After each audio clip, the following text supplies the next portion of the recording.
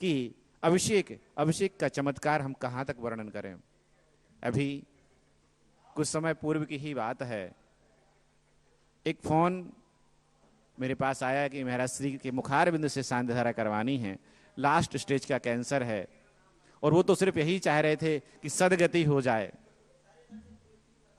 सदगति प्राप्त हो।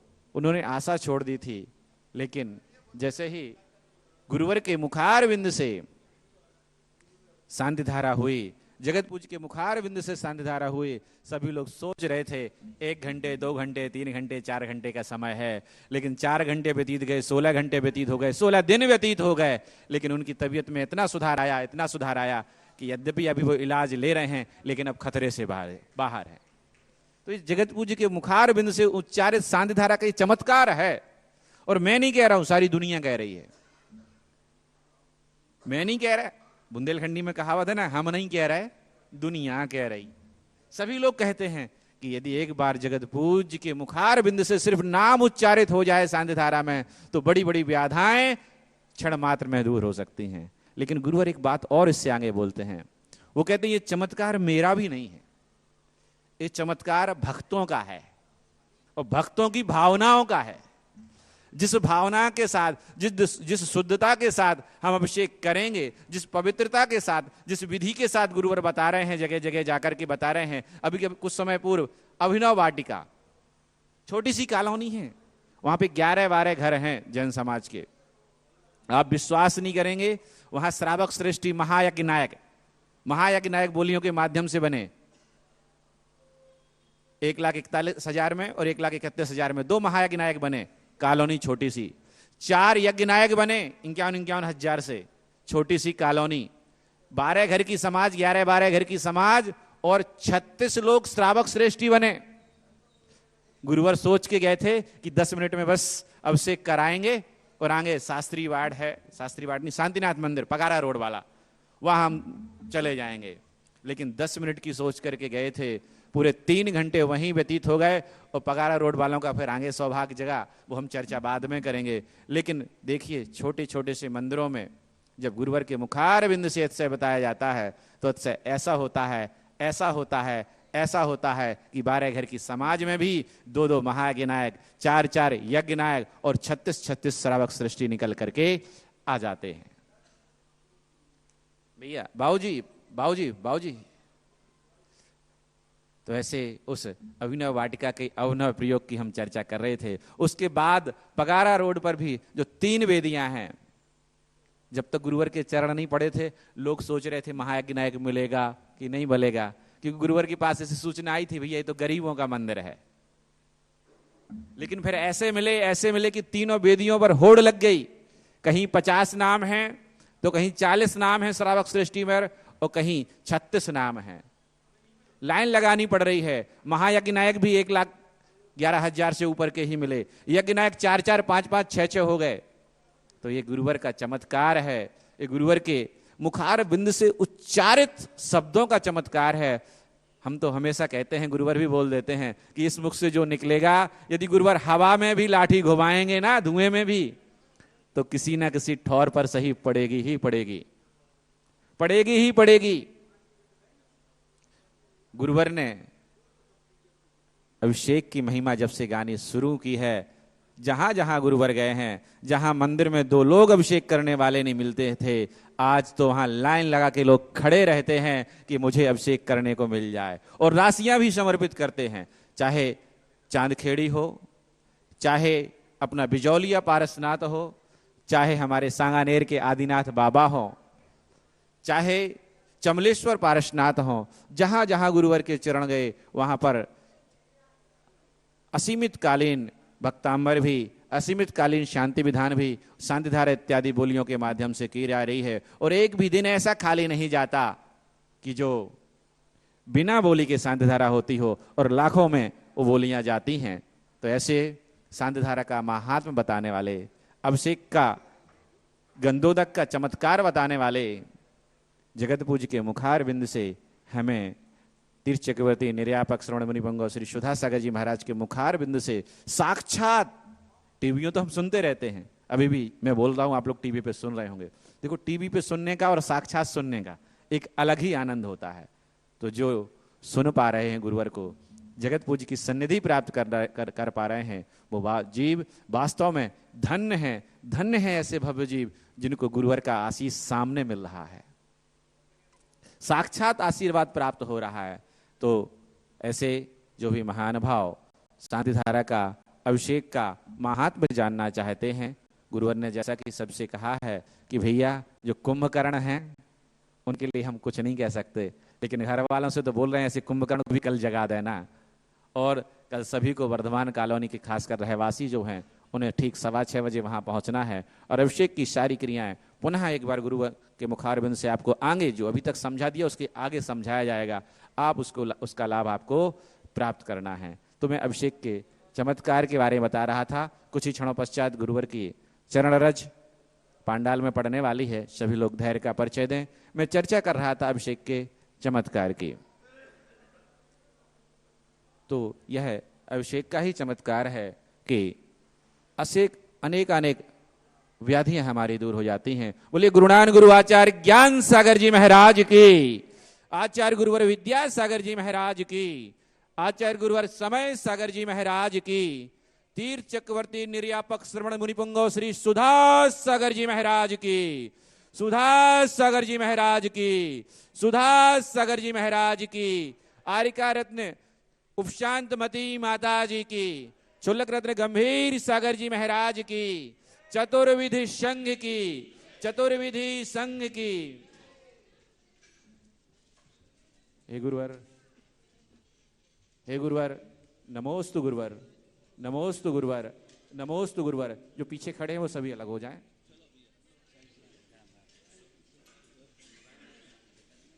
हे गुरुवर, नमोस्तु।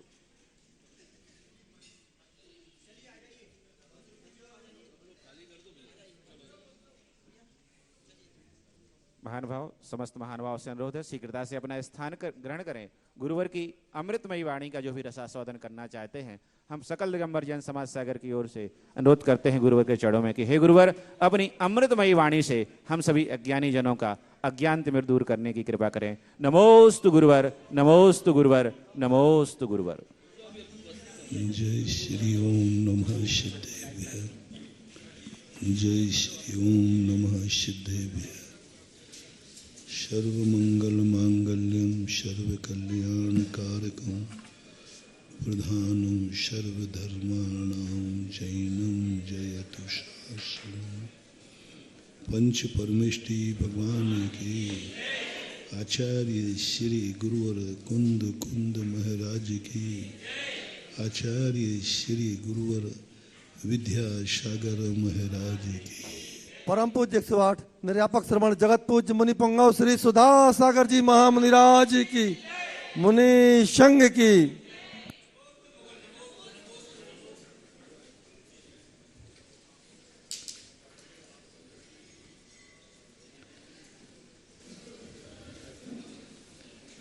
कोई भी व्यक्ति ऊंचा इसलिए नहीं उठता है कि दुनिया उसका सहयोग देती है। दुनिया में व्यक्ति महान जब बनता है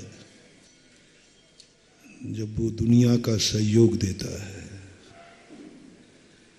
सारी शक्तियां भी तुम्हारे पक्ष में हो जाएं तो भी तुम्हारा विनाश ही विनाश है। जब जब हमारी दृष्टि में पर के सहयोग की भावना आती है कि कोई मुझे सहयोग दे, जब मेरी जिंदगी में कोई काम ना आवे तब हमारी दृष्टि में यह काम आवे। अपन 3-4 दिन से उस कमजोरी को पकड़ रहे हैं जिस कमजोरी को कभी अपन ने कमजोरी माना ही नहीं।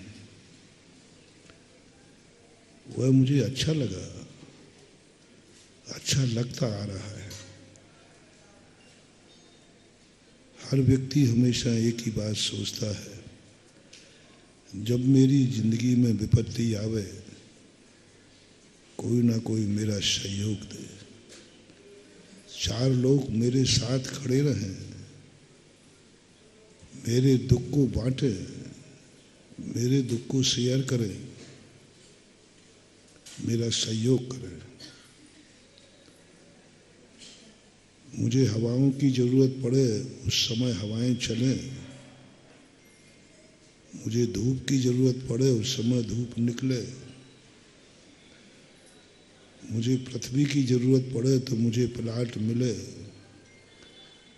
मुझे रोटी की जरूरत पड़े तो रोटी मिले, पानी की जरूरत पड़े तो मुझे पानी मिले, धन की जरूरत पड़े तो धन मिले,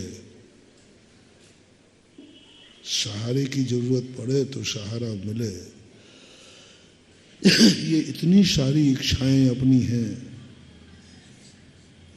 और ये इच्छाएं आप लोग बुरी नहीं मानते। महानुभाव, सारी मेहनत करने के बाद भी अपन सफल क्यों नहीं हो रहे? सारा परिश्रम करने के बाद भी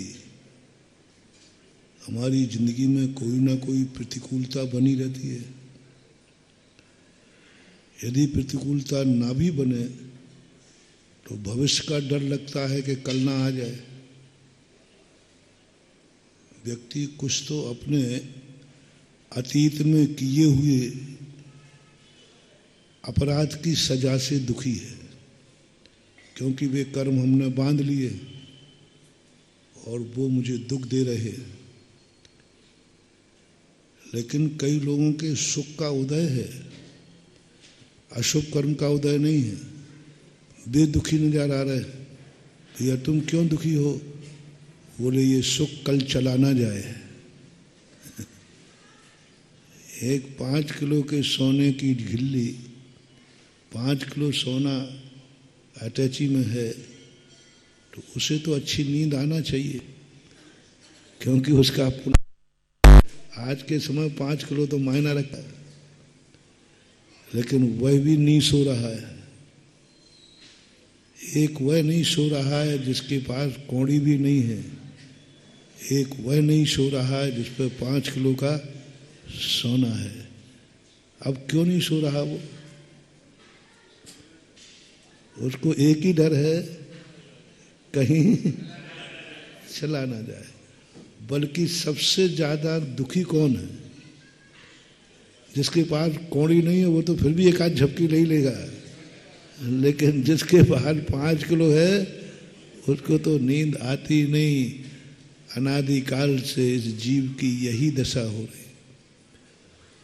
पुण्य का उदय आया तो नहीं सो पाया, पाप का उदय आया तो नहीं सो पाया। नरकों में गया तो दुख के कारण नहीं सो पाया, स्वर्गों में गया तो सुख के कारण नहीं सो पाया। दोनों ही नहीं सोते। संसार में सबसे ज्यादा दुख नरकों में है, वहां के लोग सोते ही नहीं, सो ही नहीं सकते। और संसार दृष्टि से सबसे ज्यादा सुख स्वर्गों में है, देवता सोते ही नहीं, वहां दिन रात होते ही नहीं, सोते ही नहीं, कभी नहीं सोते, क्योंकि उनके पास सुख इतना है कि उनको आकुलता होती है जितना मिला है भोग लो, कल ये सब छूट गए तो। दाम बिना निर्धन दुखी, तृष्णा वश धनवान। हमने करोड़पति अरबपतियों को देखा, वे भी सुखी नहीं है। वो भी उनको प्रेस्टेज का है, कहीं डाउन हो गया तो क्या करेंगे, धंधा पानी चला गया तो क्या करेंगे। इसलिए अपन लोग सोचते हैं कि ये बहुत अच्छा भाव है कि हमारे जीवन में जब भी संकट आए कोई ना कोई सहयोग मिलना चाहिए। भगवान से भी हम अपेक्षा करते हैं, हे भगवान जब कोई काम नहीं आए तो तू तो काम आ ही जाना। महाराज से भी अपेक्षा करते हैं, जब कोई काम नहीं आता तब बाबा ये भजन ही तुम्हें बर्बाद कर रहे हैं। ये जो अपनी अनादिकाल से प्रत्येक जीव की इच्छा है और उसी पर हम 3-4 दिन से प्रहार कर रहे हैं। इतनी श्रम मेहनत करने के बाद भी हम अपनी जिंदगी वह नहीं जी पा रहे हैं जो हम जीना चाहते। हम हर स्थान पर कमजोर पड़ रहे हैं। हम ज्ञान से जो ज्ञान करना था, जो सोचना चाहते, वो सोचने में आ नहीं रहा है। ज्ञेय है लेकिन मैं ज्ञायक नहीं बन पा रहा हूं। ज्ञेय है और मैं ज्ञाता नहीं बन पा रहा हूं। सारे संसार की हर वस्तु ज्ञेय है। सिद्ध भगवान ज्ञेय है, मैं उनको देख नहीं पा रहा हूं। क्यों मेरा ज्ञान कमजोर पड़ रहा है? क्यों मेरा ज्ञान वह नहीं जान पा रहा है जो मैं जानना चाहता हूं? मूल कारण है ज्ञान के अंदर हमने एक बहुत बड़ा अपराध किया है। तत्प्रदोष निर्णव आदि ये तो तुमने शास्त्र में पढ़ लिए। तुम्हारे मन में कभी भाव आया होगा, जब मेरी जिंदगी में कभी अज्ञान आ जाए तो कोई मुझे ज्ञानी बना देवे।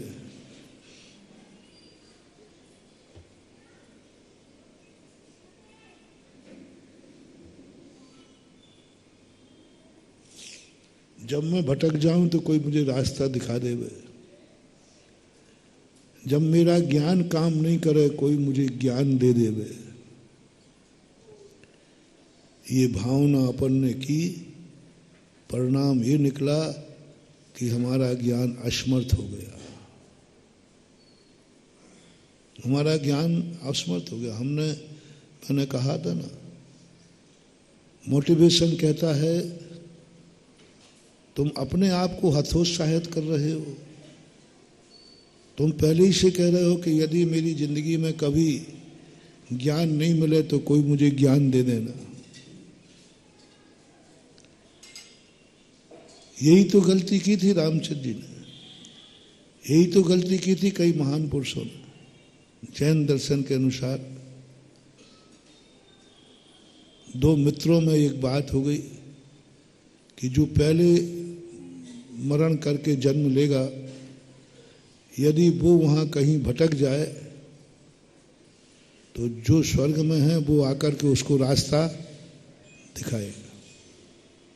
उसी एग्रीमेंट के अनुसार तो जब रामचंद्र जी लक्ष्मण के शरीर को अपने कंधे पर रखते हैं, वो नहीं समझ पा रहे हैं कि ये मृत हो चुका है। उनका दिमाग ही काम नहीं कर रहा है। वो इतना नहीं सोचा। एक साधारण पुरुष सोच लेता है, साधारण पुरुष सोच लेता है कि ये मृत को प्राप्त हो गया, और इतने बड़े ज्ञानी कह रहे नहीं, मर ही नहीं सकता। ऐसा ज्ञान कुंठित क्यों हुआ? क्योंकि वे संकल्प पहले से ही करके आए थे, यदि मैं कहीं भटक जाऊं तो तुम मुझे संबोधन करने आना। बस ज्ञान ने कहा ठीक है, अब वो ही संबोधन करने आएगा, मैं कुछ नहीं करूंगा। तुमने मुझे पराधीन कर दिया, तुम्हें अपने ज्ञान पर विश्वास नहीं है, अपने ज्ञान पर विश्वास नहीं है, पराधीन कर लिया। परिणाम ये निकला। उसी समय के ज्ञान ने कहा अब जानो तुम्हारा वही मित्र आएगा वो समझाने के लिए। आना पड़ा। व्रत नियम लेते समय कई लोग कहते महाराज जी यदि व्रत लेते समय बाद में ये दोष लग जाए तो क्या करना है?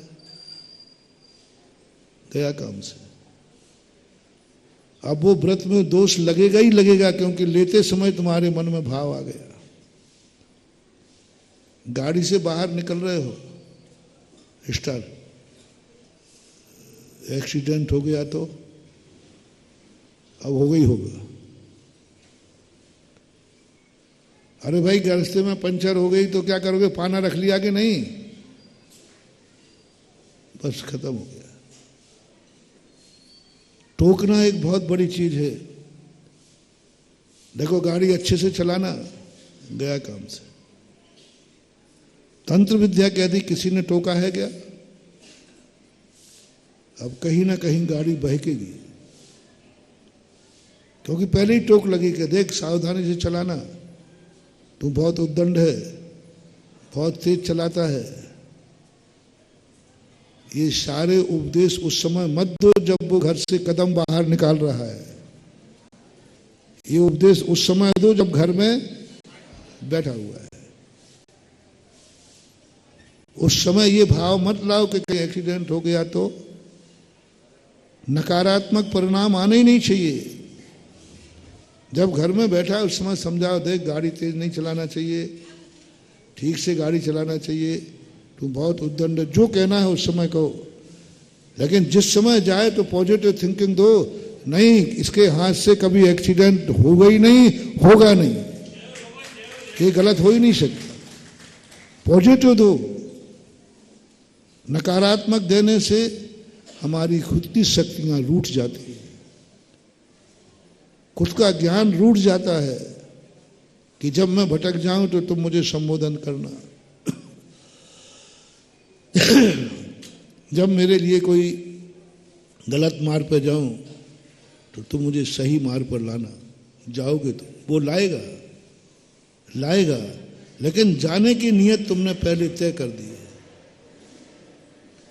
तुम्हारी जिंदगी में एक दिन ऐसा आएगा तुम्हें दूसरे की सहारे की जरूरत पड़ेगी, क्योंकि तुमने एक दिन भाव किया था पूजा करते समय कि हे भगवान, जिंदगी में कभी संकट आवे तो कोई मेरा सहयोग जरूर कर देवे। जब मेरी जिंदगी में कभी गरीबी आए तो कोई 2 रुपया दे देवे।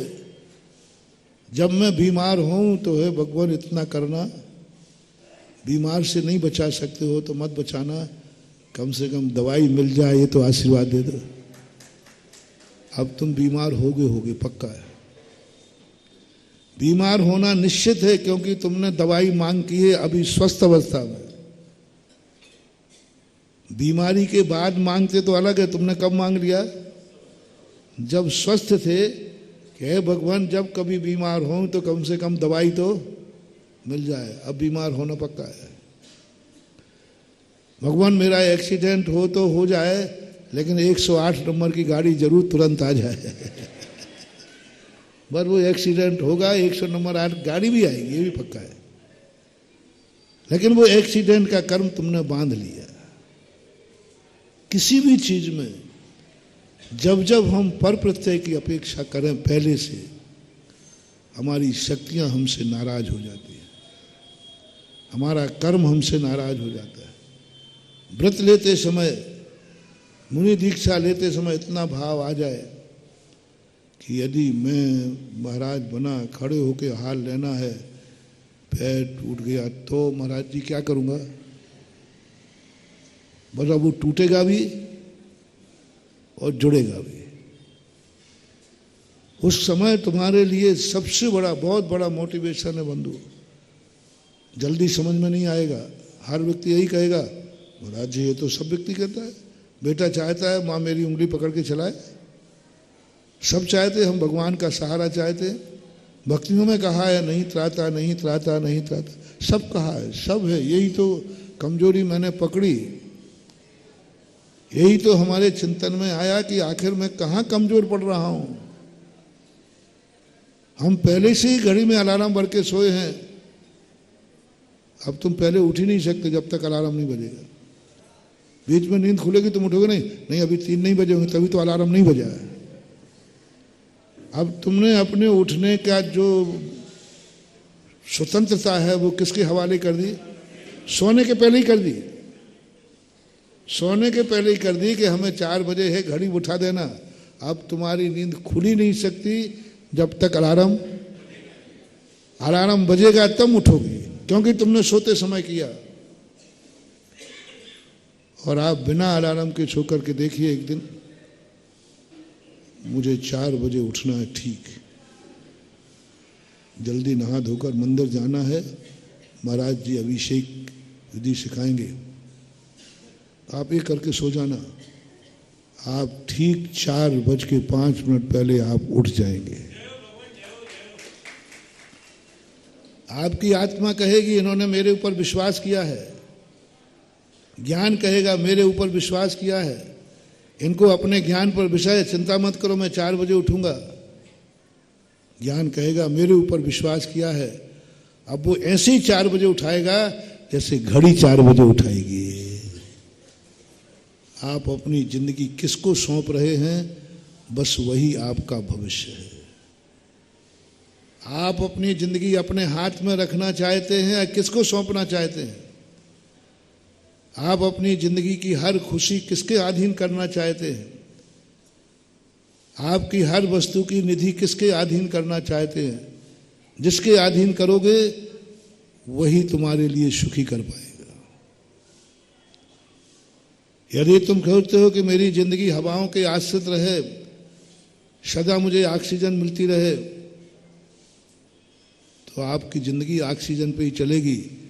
जिस दिन तुम्हारे फेफड़े ऑक्सीजन लेना बंद कर देंगे, मर जाओगे, क्योंकि तुम्हारी जिंदगी ऑक्सीजन पर आश्रित है। तुमने भाव किया है मुझे जिंदगी भर ऑक्सीजन मिलती रहे, जिंदगी किसके हवाले कर दी? बस पराधीन हो गए।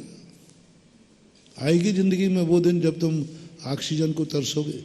ऑक्सीजन नहीं मिलेगी तो मर जाओगे, मिल जाए तो जिंदा रह जाओगे।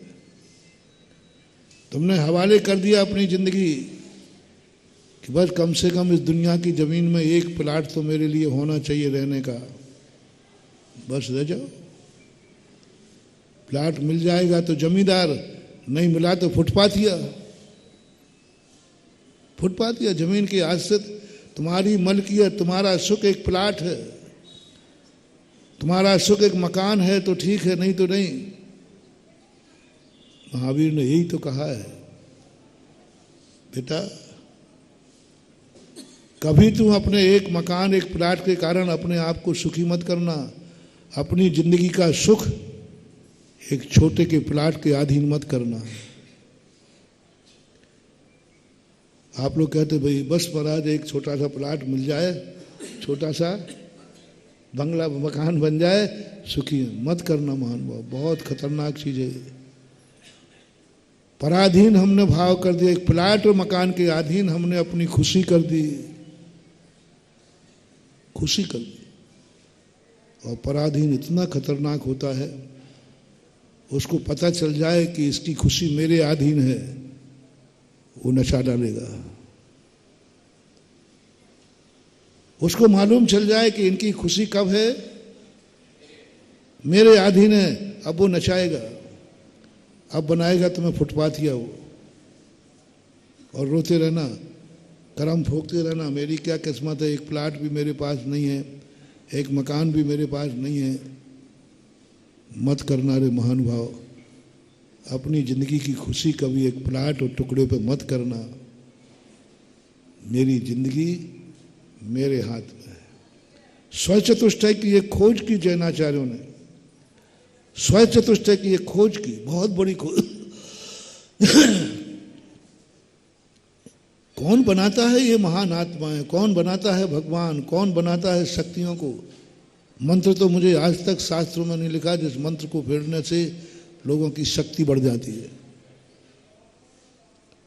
अपने आप शक्ति, आत्मा की शक्तियां कैसे प्रकट होती हैं? मंत्रों से दूसरे की शक्ति हमारे काम आएगी, याचना करने से दूसरे की शक्ति हमारे काम आएगी, लेकिन हमारी शक्तियां नहीं। जब जब दूसरे की शक्तियां हमारी जिंदगी में काम करती हैं, तब तब हमारी खुद की शक्तियां त्रोहित हो जाती हैं। जब जब हम दूसरों की शक्तियों की अपेक्षा करते हैं, तब तब हमारी शक्तियां नाश को प्राप्त हो जाती हैं।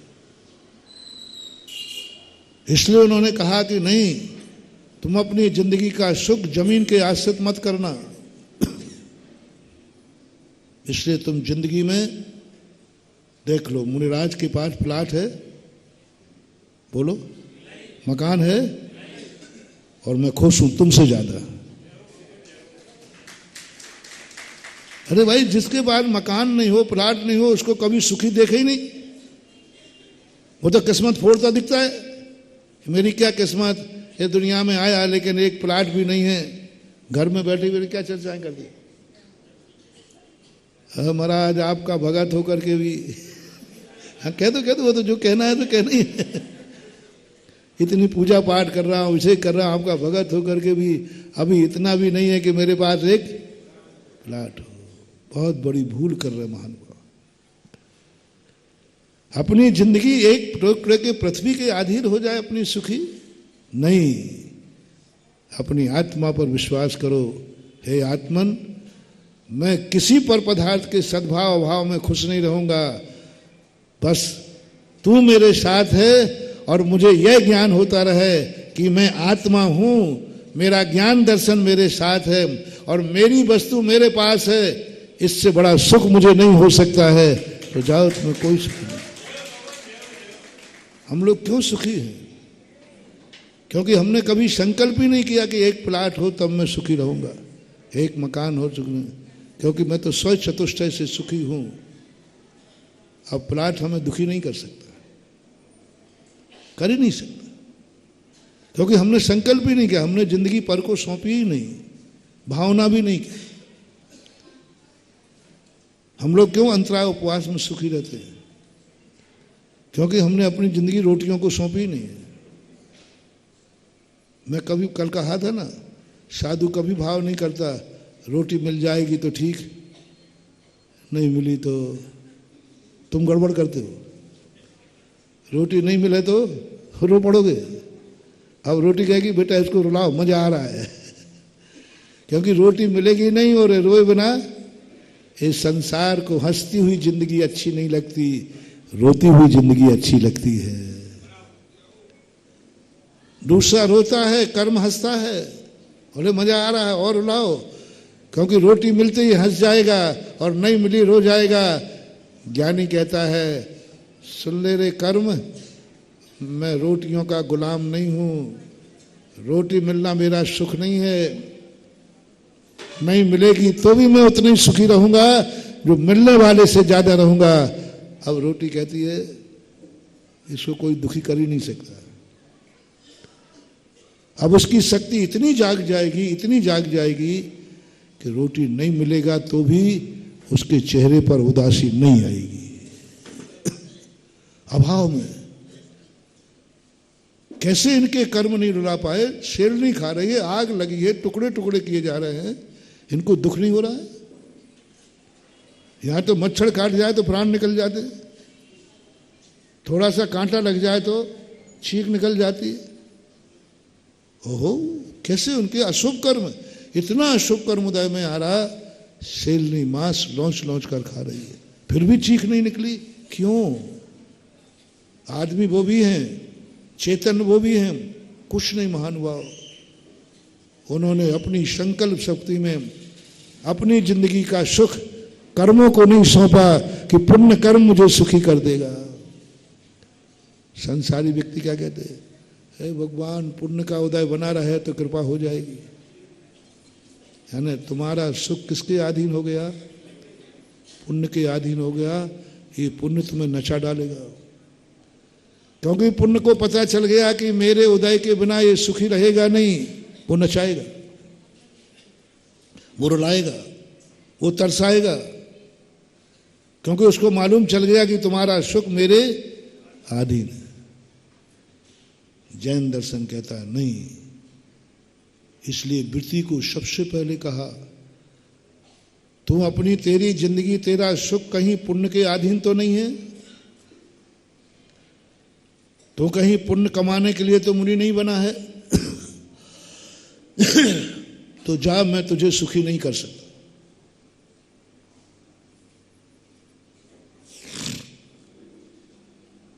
जैन दर्शन एक सबसे बड़ी पूज्यवर कुंद स्वामी का खोज है।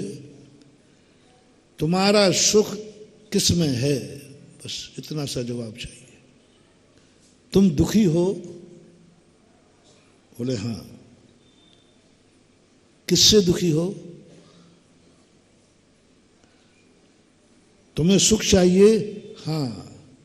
तुम्हें सुख किससे मिलेगा? नाम बताओ। तो तुम क्या बताओगे? भूख लगी है रोटी मिल जाए, प्यास लगी है, रहना है मकान मिल जाए, चलना है गाड़ी मिल जाए, ठंड लग रही है कपड़े मिल जाए, डर लग रहा है कोई सहयोगी मिल, बस इसके अलावा तुम्हारे अंदर जितने भी भाव निकलेंगे सब किसी ना किसी का नाम तुम लोगे।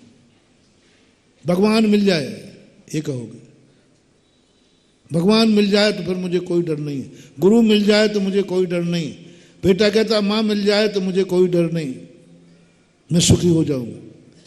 एक दिन आप लिस्ट बनाना क्या क्या चीजें आपको मिल जाएं जिससे तुम सुखी हो जाओगे, बना लेना। क्या क्या चीजें मिलने पर तुम कहोगे बस मिला, अब कुछ नहीं चाहिए। एक आध दिन बना के देखना, लिस्ट जमा भी कर दोगे ना तो दूसरे दिन महाराज जी एक नाम छूट गया, पक्का। तुम सोचोगे सब तो लिख दिया था लेकिन अरे महाराज जी एक बार थोड़ा दे दो, एक नाम और छूट गया, वो लिखना है। जीवन एक फिसले सफर है कि मंजिल पर पहुंचा कि मंजिल बढ़ा दी, मंजिल पर पहुंचा कि मंजिल, वो मैंने कई बार सुनाया करता हूं। एक व्यक्ति था, बहुत दुखी था, बहुत दुखी था, बहुत परेशान था, मजदूरी उसको पास नहीं मिलती थी, कई किलोमीटर जाना पड़ता था। तो एक देवता ने, सज्जन पुरुष ने कहा अरे बड़ा दुखी है बेचारा।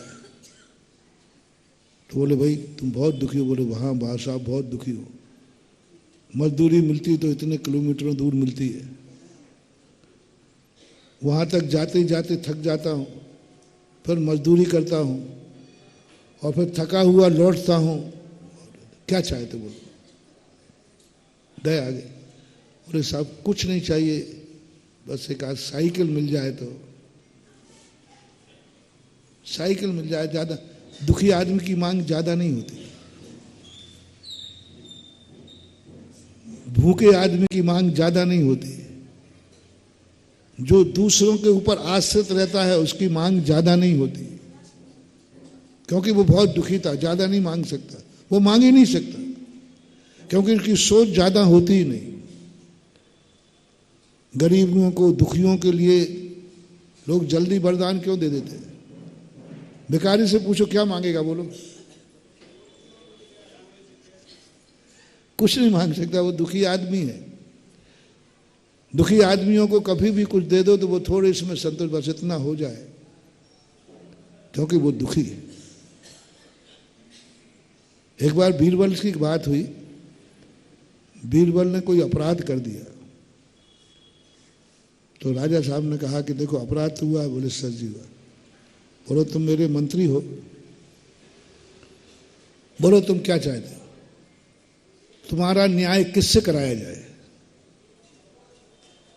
तुम्हारा न्याय कौन सी कोर्ट में दिया जाए, तुम जो कहोगे, क्योंकि मंत्री हो तो तुम्हें वीआईपी छूट दी जाती है। तुम्हारा न्याय कौन करे, कौन तुम्हें सजा सुनाए? तो बीरबल जी सोच में पड़ गए। बोले साहब आपके राज्य में एक जंगल में एक छोटा सा गांव है, जिस गांव में किसी के पास झोपड़ी नहीं है, सब पत्तों की झोपड़ी बना करके रहते हैं, मकान नहीं है, प्रतिदिन मजदूरी करते हैं, पहनने को कपड़े भी नहीं है, भरे छिते कपड़े पहनते हैं। उस गांव में जो पंचायत है वो पंचायत मेरा न्याय करे, मेरा सजा सुनाए। बादशाह कहते हैं कि बीरबल तेरा दिमाग ठिकाना है, तू मंत्री है राज्य का, वो न्याय करेंगे? बोले साहब आपने पूछा तो मैंने बता दिया, अब कह दिया था तो बुलाया गया, पंचायत बैठी, बीरबल का अपराध पूछा गया। फिर वे जो गरीब लोग थे, दुखी थे, जिन्होंने कभी पैसा देखा ही नहीं था, उनसे पूछा। एक ने कहा ऐसा करो इसको 5 मुहरें दंड में दी जाएं। दूसरा कहता मर जाएगा रे, 5 मुहरें कहाँ से लाएगा, 5 मुहरें कहाँ से लाएगा? हाँ ये तो ज्यादा होता है, ऐसा करो इससे 2 मोहरें कह दो। अरे साहब बाल बच्चों वाला है। अंत में 1 मोहर पर फैसला हुआ, और वो भी जब ऐच्छिक रूप से किस्तों में दे देना है।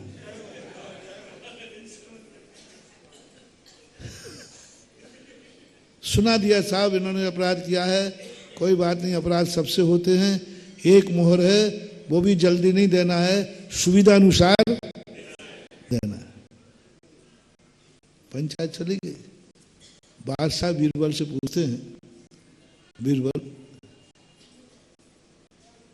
मैं तुम्हारा बादशाह था, इतने कह देते राजा साहब आप जो चाहो सो दंड दे दो, आपने मुझे क्यों नहीं बनाया? बोले साहब आप राजा साहब हैं, आपके पास तो मोहरे ही मोहरे हैं, 10-5 हजार से निपटाते, क्योंकि आपको तो 5 हजार भी कोई मान नहीं रखता, सीधे 5 हजार का दंड ठोक दे। और देखो उन्होंने 5 मोहरों पर भी बहस की, और 1 मोहर भी किस्तों में दे गए। तो दुखी आदमी जो है उसकी ज्यादा मांग नहीं होती, दुखी आदमी की मात इतना ही होता है जो उसको जरूरत, उससे ज्यादा बुद्धि उसमें होती ही नहीं। तो देवता ने सोचा चलो इतनी सी छोटी सी मांग की, क्या मांगी? साइकिल मांगी। अच्छी दे देना, एटलस वाली दे दी, बढ़िया। अब देवता देगा ही तो अच्छी देगा, कोई घटिया तो देगा नहीं। ले भैया, कुछ दिन बाद देवता गए उसके पास, बोले भैया क्या हाल चाल है, सब ठीक तो है ना, सब ठीक है ना, कोई गड़बड़ी तो नहीं हो रही? बोले क्या खाक ठीक है, साइकिल से जाओ, चढ़ाई आ जाए तो फिर भी उतरना तो पड़ता ही है, और चैन उतर जाए तो फिर चढ़ाते फिरो। तो क्या मतलब है? बोले साहब दी है तो कम से कम ऐसी देती जो घाटी में भी न उतरना पड़े। तो उसने दे दिया भाई, दे दिया कि चलो मोटरसाइकिल आ गई। कुछ दिन बाद पूछा कि अब तो ये धन्यवाद दे गई। बोले क्या खाक देगा? क्या खाक दी? बरसात आ जाए तो भीग जाऊं। तो क्या मतलब है? अरे साहब देना ही था तो ऐसे दो, और भी कर रहा। चलो देवता ने कहा दिए देते दे दिया। देने के बाद बोले भैया अब तो ठीक ठाक है। बोले क्या खाक ठीक है? जिन पर देव मेहरबानी नहीं है भगवान की, भाई आजकल आकाश में उड़ रहा, मंगल ग्रह पे प्लाट काट रहे हैं, और आपका भक्त कहां चल रहा है? ये तो आपकी शर्म की बात है। मैं तो नहीं, मैं तो ठीक है, ठीक है, ये तो आपको देखना है। मैं तो कह दूंगा कि साहब, देवता ने कहा इसका अर्थ अब तू क्या चाहता है? बोले साहब आप समझदार हो, इशारा काफी है। जब लोग मंगल पे जा रहे हैं तो कम से कम एक हवाई। देवता ने कहा मैंने साइकिल देकर के गलती की है।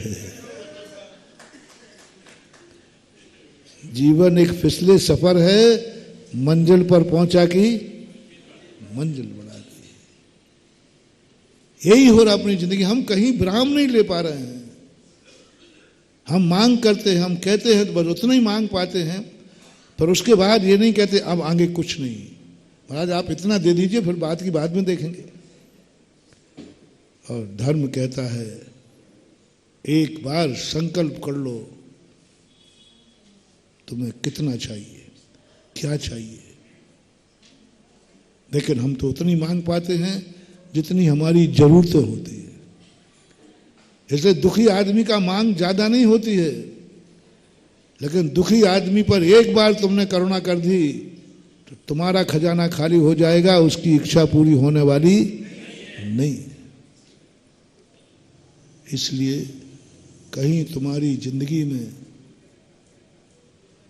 बहुत बड़ा मोटिवेशन है।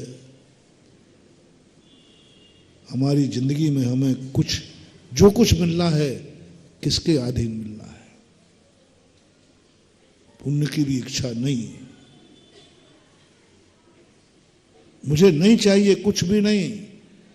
कोई पूछे तुम कितने में सुखी हो जाओगे, कितने में सुखी हो जाओगे, बोलो मांग लो कितना मांगना है, मैं तो कह दूंगा मुझे कोई फर्क नहीं पड़ता। लेकिन बस तुम उसके बाद फिर कुछ नहीं मांगोगे।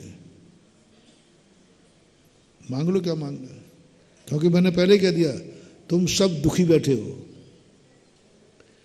बीमार व्यक्ति इतना ही मांगेगा, बस महाराज कुछ नहीं चाहिए, बस दवाई मिल जाए। भूखा रोटी से ज्यादा नहीं मांगेगा, नंगा कपड़े से ज्यादा नहीं मांगेगा, फुटपाथ या मकान से ज्यादा नहीं मांगेगा, चल के जो थक गया है गाड़ी से ज्यादा नहीं मांगेगा। वो वही मांगेगा जो अनंतों बार पा चुका है। एक मछुआरन फूलों का गुलदस्ता नहीं मांगेगा, वो तो सड़ा हुआ जाल ही मांगेगा। एक कुत्ता क्या मांगेगा, एक सूकर क्या चाहेगा, एक पक्षी क्या चाहेगा, एक संसारी क्या चाहेगा। कभी देखना आप ध्यान से बैठ करके, सम्यक दर्शन नहीं हो उससे कह रहा हूं। मान लीजिए आप कल्पना करो मुझे देने वाला सामने देने को तैयार है, मांग लो क्या मांगना है। परीक्षा करना अपनी, मांग लो क्या मांगना है। मंदिर अतिशयकारी है, मांग लो क्या मांगना है। गुरु अतिशयकारी है, किमिक्षिक वरदान है, मांग लो क्या मांगना है। मांग लो क्या मांगना है। सोचना कभी तुम क्या मांग पाओगे। 99% कह रहा हूं, 99.99 क्या मांग पाएंगे। जितने तुम लिखोगे ना लिस्ट में, अंत में तुम पछताओगे। एक व्यक्ति ने बहुत पाप किए थे, तो देवता ने कहा देख भाई तेरे लिए बहुत खतरनाक सजा बोलना है, क्योंकि तूने बहुत पाप किए और तुझे इतनी कठोर सजा मिलना है। मैं भी कांप गया हूं। बस एक बात पे मैं तेरी जमानत कर सकता हूं कि भाई इतना बोल दे, मुझे जितने पाप करना थे सब कर लिए, बस अब नहीं, बस अब नहीं।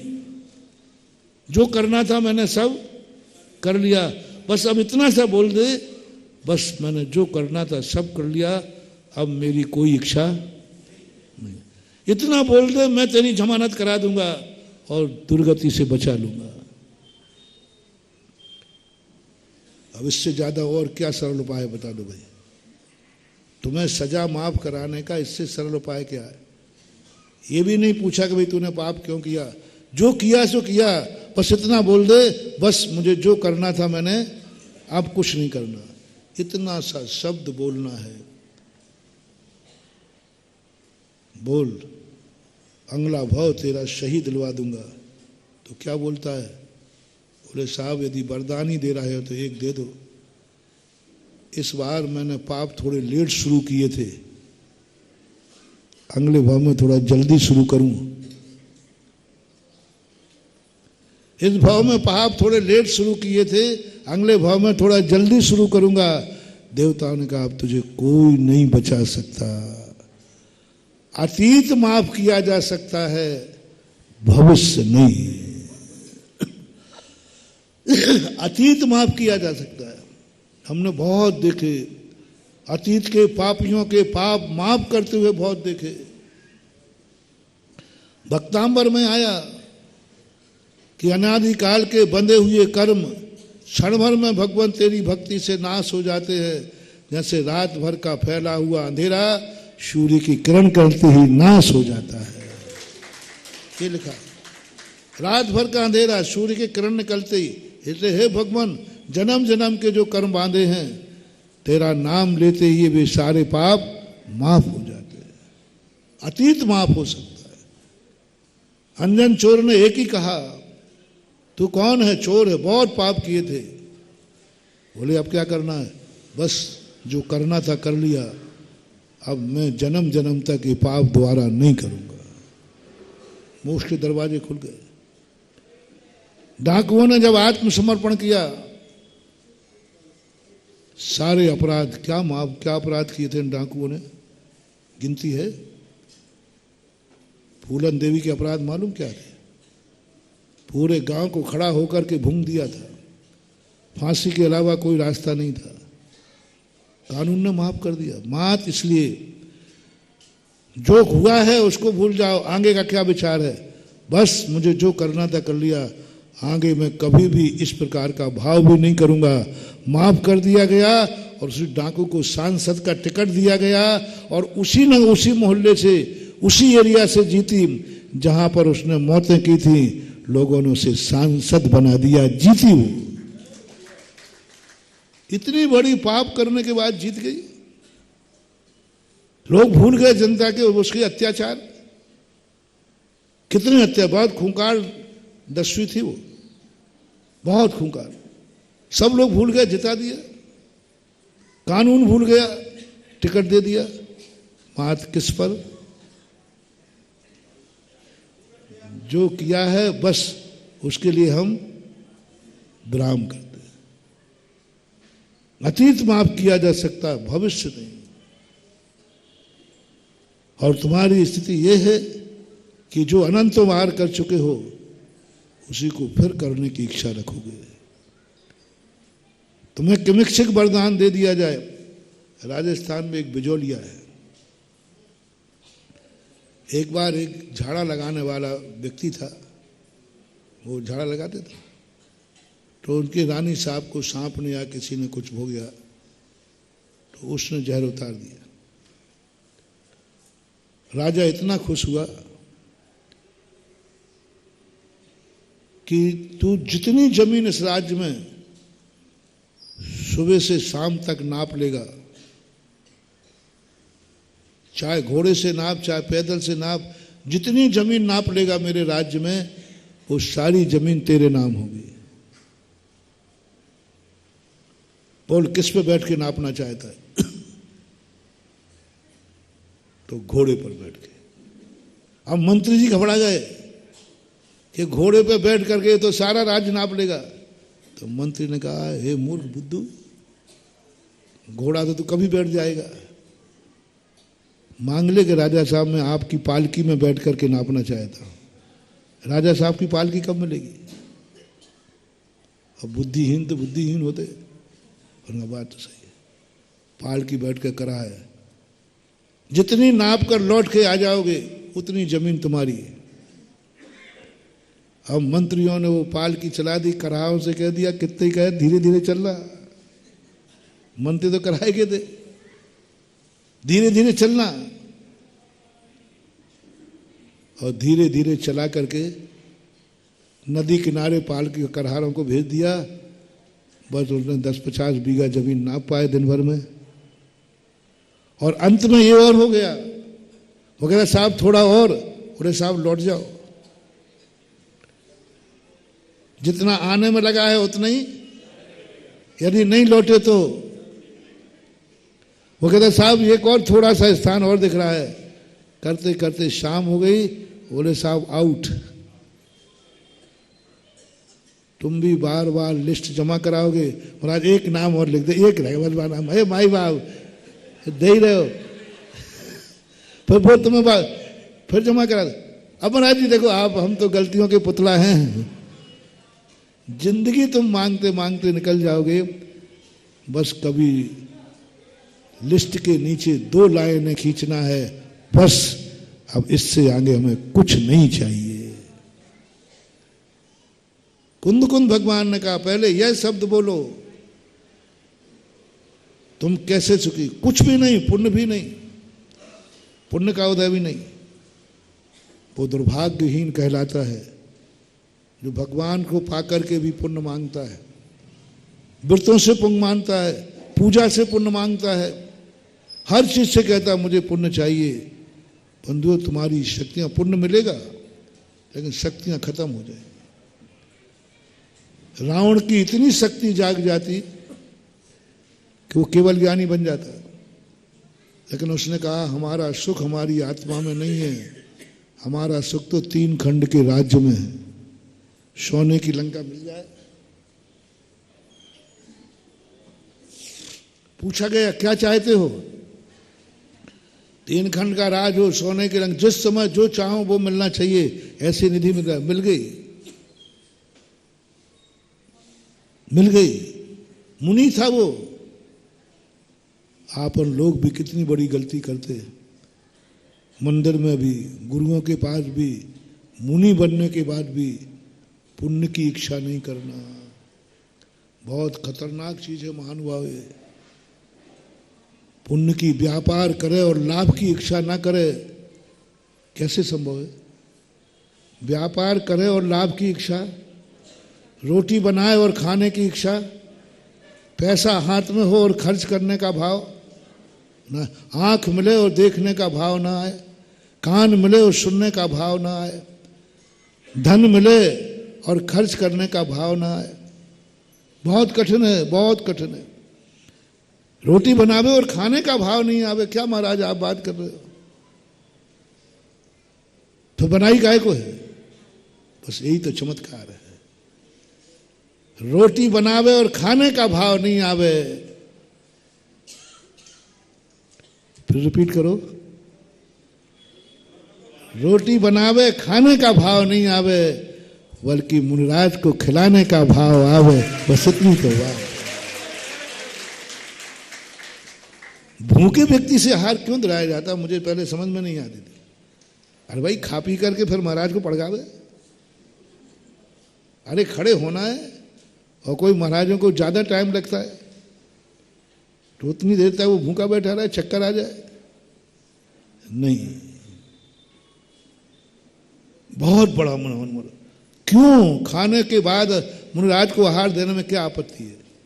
खाने के बाद आहार दोगे तो शायद रोटियों में कमी आ जाएगी, नहीं खाने के बाद खिलाओगे तो वे रोटियां भूख नहीं मिटाएंगी, वो तो मिटाएंगी।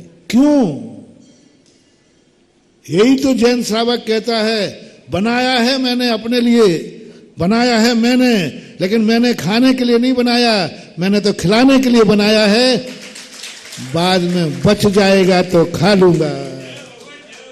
अभी कल परसों एक साथ में पढ़ा था, मुनि महाराज के आहार के बाद बचा हुआ जो भोजन करता है वह संसार के सुख को प्राप्त करता हुआ एक दिन अनंत सुख को पा जाता है। ऐसे ही नहीं ये परंपराएं रूढ़ियां हैं कि सब भूखा है और पहले आहार कराओ, फिर बाद में मुनि को भोजन दे, फिर निज करा, फिर जो बचा हुआ है वो भोजन करता है। संसार के सुख के साथ साथ अनंत सुख का भागीदार है। और एक व्यक्ति खा पी करके फिर खिलाता है, बचा हुआ खिलाता है, पहले स्वयं खा पी लेगा। बचा हुआ भोजन, बचा हुआ धन, बची हुई जिंदगी, बचा हुआ समय भिखारी को दिया जाता है। मैं हमेशा कहता हूं, कोई भी बची हुई चीज तुम दे रहे हो, भिखारी को दे रहे हो। भाई तुम मंदिर आ रहा है कि नहीं? देखो भाई मुझे शाम तक समय मिलेगा तो। महाराज आए हैं भाई, तुम आओगे कि नहीं? देखो भाई समय मिलेगा तो मत आना रे, मैं भिखारी नहीं हूं, भिक्षु हूं। आज सुबह मैंने वहां वर्तमान काल में, समय बचेगा तो आएगा, मुझे समय नहीं मिलता है, आ नहीं मत। जब तुझे समय नहीं मिलता है तो कल संकट आएगा तो हम भगवान से कि भगवान देख लेना इसको, ये चिल्लाएगा तो कहना अभी मेरे पास समय। टिट फॉर टेट, पूरा प्रतिबिंब पड़ता है, पूरा प्रतिबिंब। हमारे पास समय नहीं, हमारी नींद ही नहीं खुलती। उस दिन तुम ही रात में तड़प रहा होगा और महाराज कहेंगे मैं क्या करूं, मेरी नींद ही नहीं खुली। वो भूल जाएगा, सब भूल जाएगा।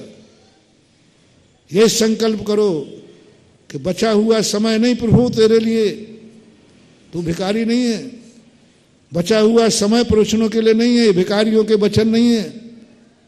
बचे हुए समय पे माला नहीं फेरूंगा, ये भिखारी की माला नहीं है। सबसे पहले मेरा समय है तो प्रभु तेरे लिए है, बचा हुआ समय मेरे लिए है। सुबह मंदिर क्यों बुलाया जाता है मुझे समझ में नहीं आया। सुबह अभिषेक करो, सुबह पूजन करो, अरे पहले धंधा पानी कर लेने दो। व्यापार धंधा करेंगे शाम को कर लेंगे, क्या बात हो गई? नहीं, बचा हुआ समय नहीं। समय बचेगा तो मंदिर आओगे, समय बचेगा तो माला फेरोगे, समय बचेगा तो पाठ कर लूंगा, समय बचेगा तो महाराज के पास आऊंगा। बंधुओं, जिंदगी में कभी ये भाव मत करना बहुत बड़ा पाप तुम कर रहे हो, तुम कितनी बड़ी हस्ती को भिखारी बना रहे हो।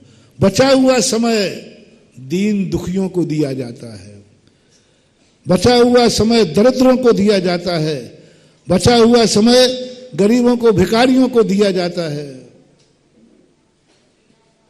तुम्हारे माता पिता कौन है?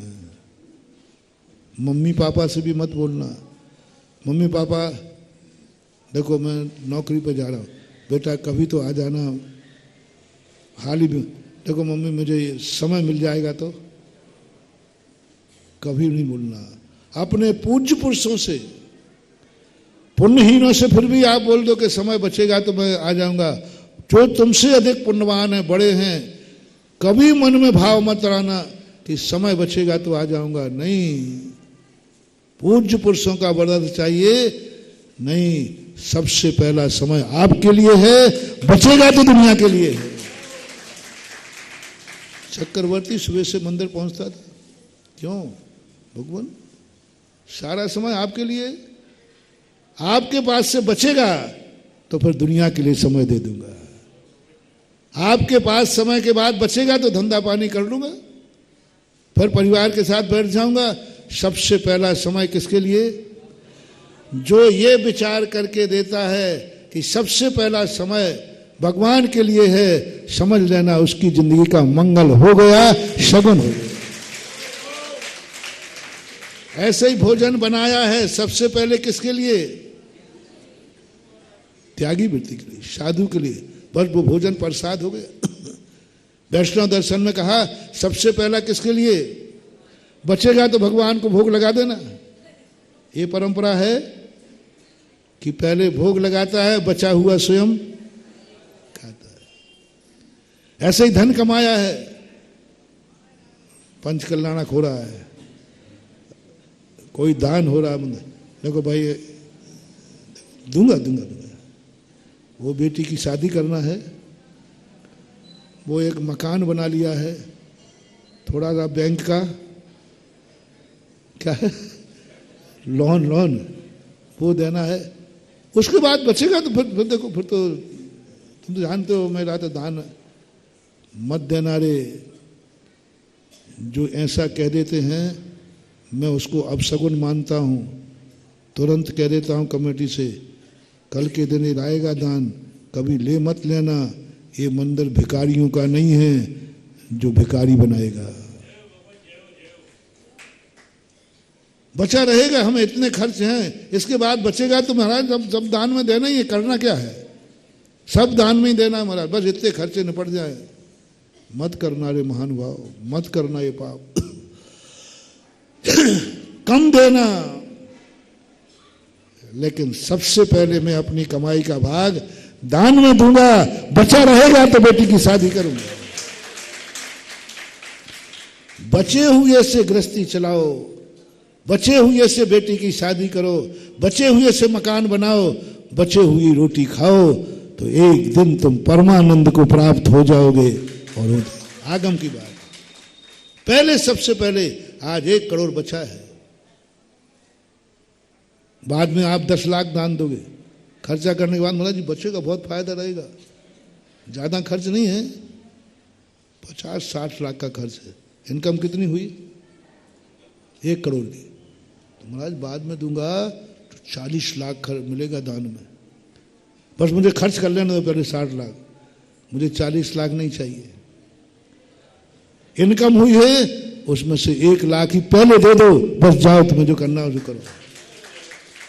बाद का 40 लाख भी बेकार है और पहले का 1 लाख भी सगुन है, सगुन है।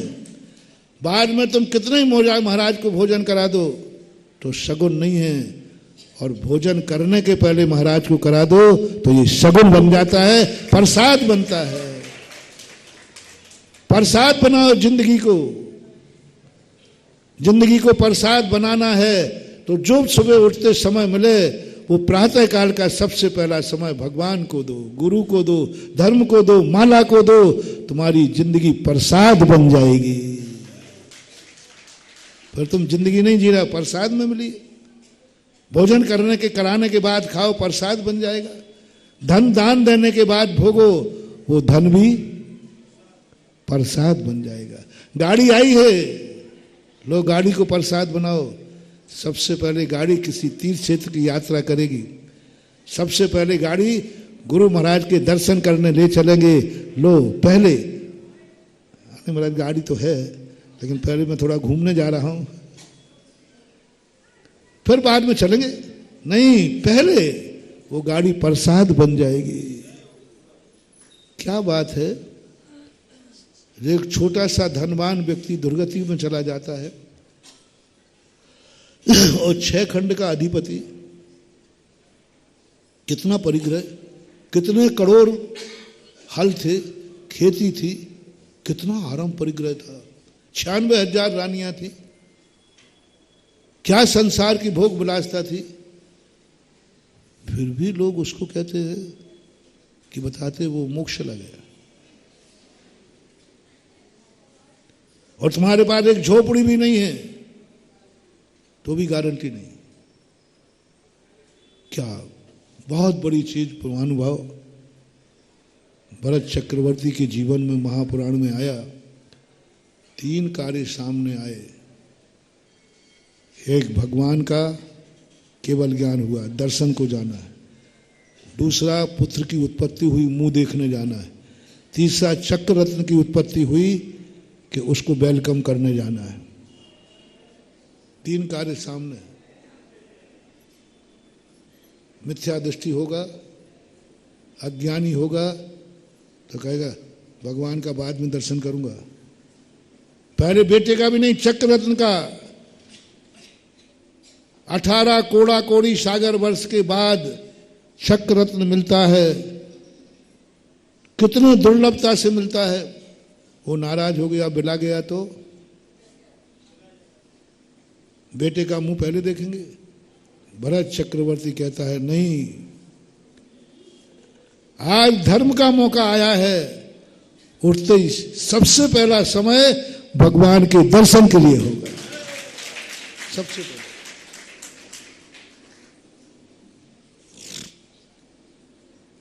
बाद में समय बचेगा।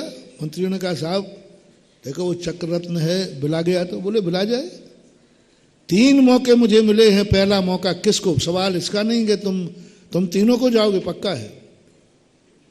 तुम भक्त हो, पक्का है। मंदिर भी जाओगे, केवल ज्ञान भी जाओगे, लेकिन कब जाओगे सवाल इसका है। बस सवाल जाने और नहीं जाने का सवाल नहीं है। जाएंगे तो सब, क्योंकि भगवान का सम्मुखन कोई छोड़ने वाला, कोई बाद में जाएगा, कोई बीच में जाएगा, कोई बाद में जाए, पहले जाएगा। सवाल है पहले का कौन, कि तीनों में से तुम्हें क्या करने का भाव आ रहा है। मोटिवेशन आप भी करते रहना। आपको भी सूझी छोड़ दूं थोड़ी।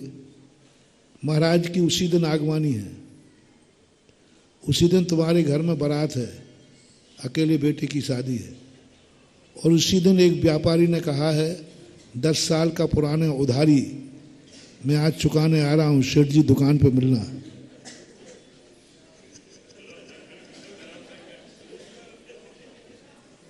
और 1 करोड़ रुपया छोटी मोटी नहीं है।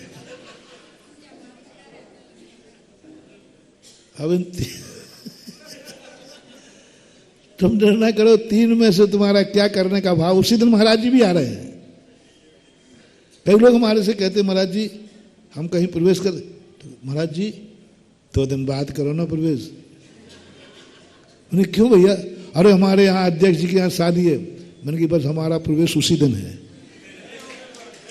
मैं बिल्कुल उल्टा, दिमाग ही मेरा उल्टा, मैं करूं क्या। मैंने कि आज के ही दिन तो परीक्षा है कि ये भक्त कितना है, पहला समय किसको देता है।